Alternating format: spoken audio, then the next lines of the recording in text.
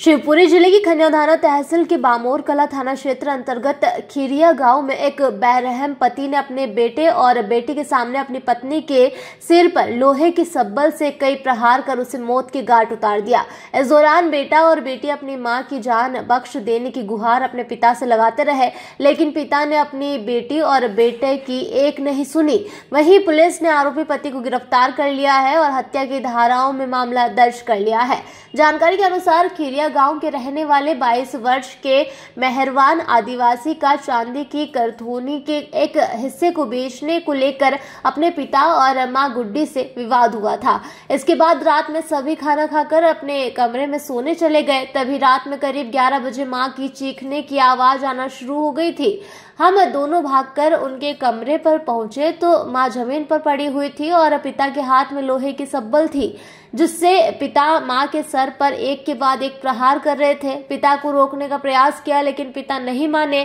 उन्होंने मां की सब्बल से कई प्रहार कर हत्या कर दी। मेरी मां गुड्डी बाई ने मौके पर ही तड़प तड़प कर दम तोड़ दिया। बामोर कला थाना प्रभारी पुनीत वाजपेयी का कहना है कि सूचना मिलते ही आरोपी सन्नू आदिवासी को घर के पीछे खेत से गिरफ्तार कर लिया है। आरोपी के खिलाफ हत्या की धाराओं में मामला दर्ज कर लिया गया है।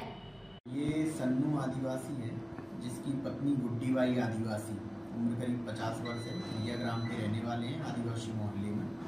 तो रात्रि में दोनों पति पत्नी में पति ने इससे पैसे मांगे थे कुछ, तो जो पैसे उस पर नहीं थे तो वो पति द्वारा चांदी का जो छूटा रहता है वो गिरवी रखने के लिए बोला गया, जिस पर से इन दोनों के बीच में विवाद हुआ।